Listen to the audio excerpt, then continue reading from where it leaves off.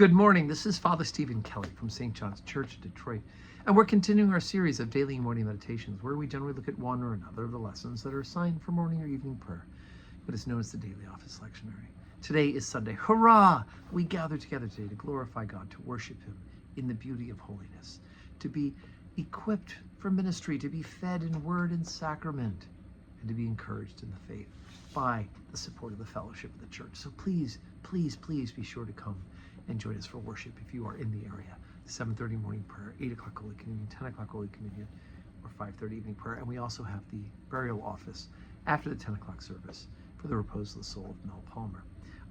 Today is the 11th Sunday after Trinity, but it's also August 11th, which means it's the feast of St. Clare of Assisi. Now, we'll honor her at Mass tomorrow because it's important enough. But I want to read to you her biography today, a little Sunday detour from the reading of the lessons of morning and evening prayer, so that we can take a look at her biography from the lesser feasts and fasts of the Episcopal Church.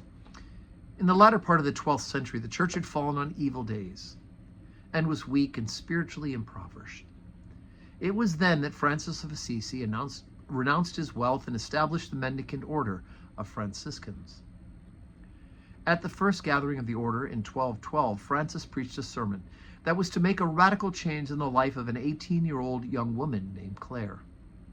The daughter of a wealthy family and a noted beauty, Clare was inspired by Francis's words with a desire to serve God and to give her life to the following of Christ's teaching.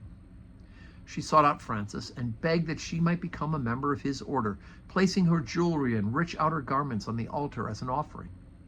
Francis could not refuse her pleas. He placed her temporarily in a nearby Benedictine convent.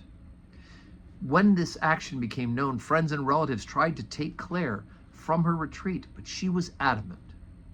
She would be the bride of Christ alone. She prevailed, and soon after was taken by Francis to a poor dwelling beside the church of St. Damian of Assisi, also known as San Damiano.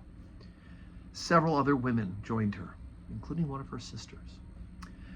She became Mother Superior of the order, which was called the Poor Ladies of St. Damian, now called the Poor Clares.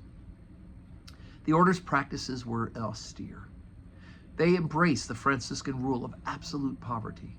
Their days were given over to begging and to works of mercy for the poor and for the neglected. Clare herself was servant, not only to the poor, but to her sister nuns. Clare governed the convent for 40 years, caring for her sisters, ready to do whatever Francis directed. She said to him, "I am yours by having given my will to God."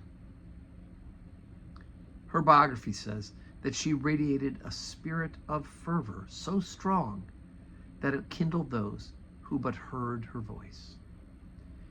In 1253, her last illness began. Daily she weakened, and daily she was visited by devout people, by priests, and even by the Pope.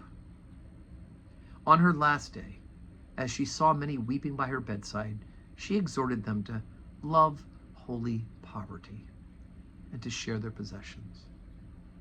She was heard to say, "Go forth in peace, for you have followed the good road. Go forth without fear, for he that created you has sanctified you, has always protected you, and loves you as a mother. Blessed be God for having created me." And I would point out that St. Clare outlived Francis. Of course, she was a little bit younger than he was, but she outlived him by almost 30 years. So she died, I think Francis died in 1224, don't quote me on that, but Clare died in the year 1253. So we do have that going for them. I can tell you one second what year Francis died. Not that it's urgent and important. 1226. So she outlived him by 27 years. Anyway, so we thank God for the life of St. Clare, for all the Poor Clares in their various religious orders. We had a wonderful group called the Poor Clares of Reparation in the Episcopal Church. Unfortunately, the order died off back in the late 1990s. But I was really blessed to have them praying for me when I was discerning my vocation to the priesthood and going to seminary. And we thank God for the life of St. Clare, and we pray that we'll see you today in church. And may you have a Sunday that is full of blessings.